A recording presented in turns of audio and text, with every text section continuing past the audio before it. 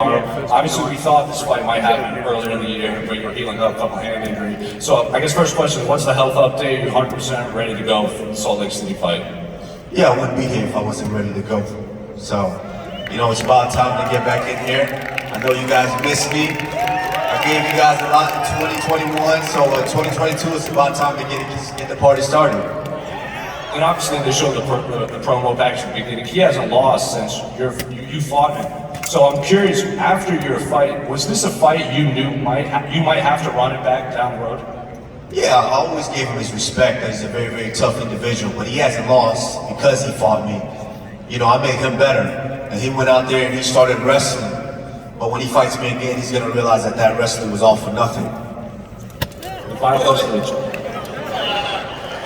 final question with the champion, you've said a lot that you're starting to lap the division, and you're on your second, third, fourth lap. So when you beat Leon, what lap is this? If. He's right, if. You know, a lot has been said about, you know, Leon saying, oh, he's fell in love with his hand, he's fell in love with his striking. Of course! Why wouldn't I? You know, I paid Trevor Whitman a lot of money and he deserves every bit of it. And so did Henry Hoop, so why wouldn't I come in there and exercise his striking? Of course I fell in love with my striking. That's why I have more knockouts in championship fights than he has in the UFC his entire career. Absolutely. And yes, I fell in love with my striking, but guess what? You fell in love with your grappling. So, August 20th, we gonna wrestle. I remember my first knockout, it's so good. Question for Leon. He's obviously, a lot of people rate him the #1 pound-for-pound fighter in the world. Dana White even said that he considers him the greatest welterweight champion. He's even talked about boxing Kamala. So how do you rate him as the champion of the UFC in the welterweight division? He's definitely improved, you know. I cannot sit up here and lie and say he hasn't improved. He has improved, you know, but I just don't think he is what you think he is, you know. He has improved, like I said, and I give you credit, you know, but I am looking forward to running this one back. And when I first fought him, I was a 23-year-old kid. Only did MMA 5 years. I got him when I was 17 years old.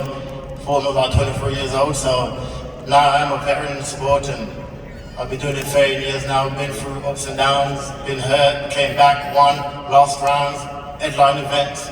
Now here we are, and this is my dream, and I am looking forward to making it happen. Question for Leon, okay, going off of that. You know, the UK have only seen one UFC champion, Michael Bisping. What would it mean for you to bring the title back to the UK? It would mean the world to me, you know, for not just me, just for the whole country, for UK, for Jamaica. It would mean a lot to show the guys that, look, you can achieve greatness coming from where you come from. You don't have to move to the States. When I was young, they told me I had to move to the States. When I fought Usman, I went to AKA from a camp, you know, and because everyone's telling me I need to go AKA. Since then, like you said, I have learned since I fight, and I went back, restructured my team, and now here we are, 7 years on, and I haven't lost. And what's the support been like from the UK fans going into your first title fight? It's been amazing. It's been amazing. Like literally, last 3 years, everyone's stopping me in the streets saying, "When you fight for the title, when you fight for the title," and now here we are, August 20th. We fight for the title, baby. Let's go. Both fought back in 2015.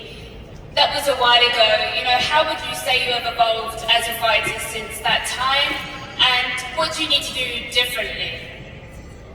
I think everything. You know, I've improved leaps and bounds in all areas. My striking, my grappling, my understanding of MMA. Like I said, when I first fought him, I was doing MMA 5-6 years, and now I've been doing it for 39 years, and I am a seasoned veteran now, and I am ready, and I truly believe this is my time.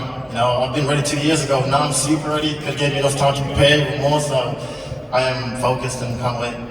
Well, how you get it done? How you get it done? By winning, bro. What? By winning? All of this Listen, everybody here wants to know. Everybody wants to know. You ain't finishing it, bro. You know not. Help me help you. You're not. Tell the people how you gonna get it done. You cannot finish me, Chuck. Trust me. You're not in you, bro. I didn't hear you. What'd you say? You can't finish me. I can't finish you. Nope. Give me 30 more seconds in the first fight and I would have finished you. Shut up. You can watch the replay? You held me for 2 rounds. I watched You want to watch the replays? I held your hand and I was beating the side of your face in. No, you wasn't. I wasn't. I wasn't. I rewatched it the other day. I wasn't. You rewatched it. You didn't see me holding your hand, beating the side of your face in. Bruh, you had Like a lamb, just beating the side of your face in. 30 seconds. You held me for 2.5 rounds. Of course. Did nothing. Of course. You said your striking is much better. Of course I'm gonna hold you. I don't want to strike you. Your striking is much better. I held you down. Listen, and I beat your face in. Now the people all want to know, how are you gonna get it done? You're gonna try to wrestle, bruh. It ain't gonna work this time. We're gonna wrestle. We're gonna wrestle. Let's wrestle. Let's wrestle. Let's wrestle. We're gonna wrestle. Listen, I'm trying to. The people all want to know. I want you to help me help you. How are you gonna get it done? When it was my time, I sat in that exact same seat. I'm gonna beat you anywhere the fight goes. Listen, I sat in that exact same seat and Tyron Woodley asked me, how will you get it done? And I told him, I will dominate you in every fashion of the game. Anywhere the fight goes, I'm beating you. What was the old Ring of Gazelle, bro? He was done.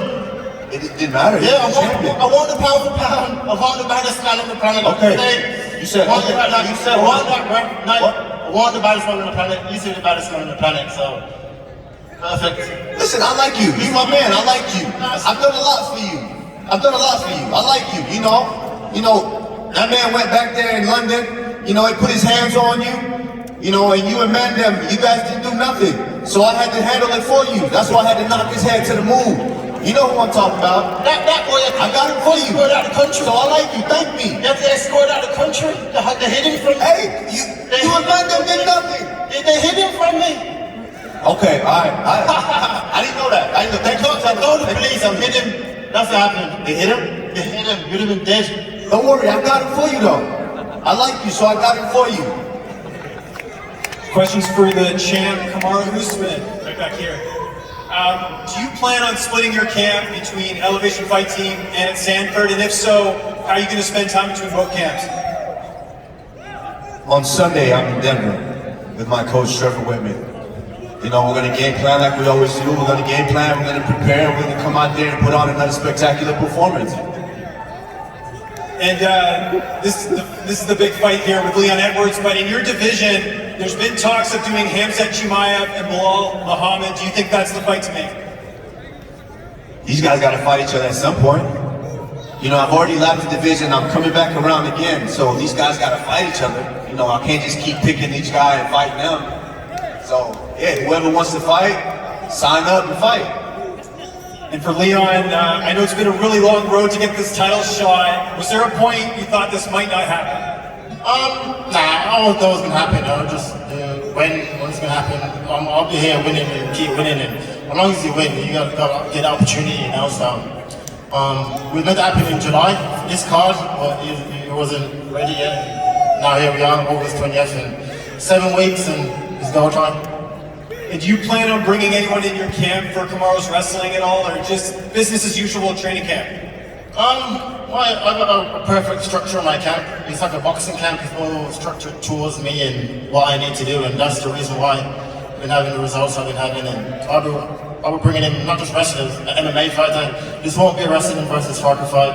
I said that before, and that was the first mistake I made when the Opta left and went to America and tried to work wrestling, you know, and this would be a totally different fight. It'd be an MMA mixed martial arts fight. KAMARU, down front. Should you win this fight, it'll be your 6th title defense, 3 short of what GSP was able to do. At this point, are you looking to put your name in the record books next to other competitors, or do you want to leave your name in the record books so that other competitors are chasing you? To be honest, I don't really worry about that. You know, Leon Edwards is a very, very tough guy. Like, make no mistake, we might sit up here and say what we want to say, but I'm taking it very, very seriously. I took him serious the first time. I was nervous when I had to fight him, and I'm nervous right now having to fight him. So I take it very, very serious. So when I get in there, as long as I take care of business, the record will write itself.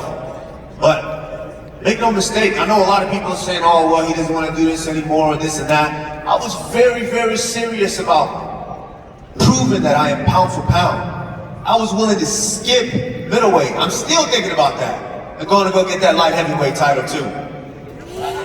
You talk about lapping the division. division. So at this point, how much do you prepare for an opponent as opposed to preparing for the next version of you? I think it's more so the next version of me, which is why I made that move over to with Trevor Whitman, because I wanted to fine tune a lot of different things.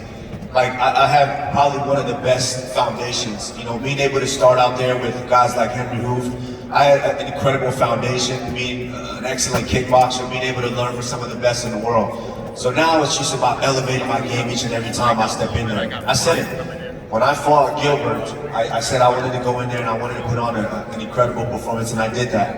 And then I said, of course, fighting Masvidal again, I was going to improve and I was going to show a different side, and I did that. So, hey, I'm going out there August 20th. I want to put on an incredible performance in Salt Lake City. It's in for a treat. Final question for you, Leon. If you get past the champ, of course you got to take this fight. It's a championship opportunity. If you get past Usman, how much do you have to have that Masvidal fight? After Usman, I feel like there'll be a rematch because he's deserving. You know, he's been a long reigning champion for a long time. So I feel after being, we'll have a rematch, and then after that, let that boy go win a few fights, and I would love to run the one back in London, back in the UK, and that'd be an amazing opportunity. You know.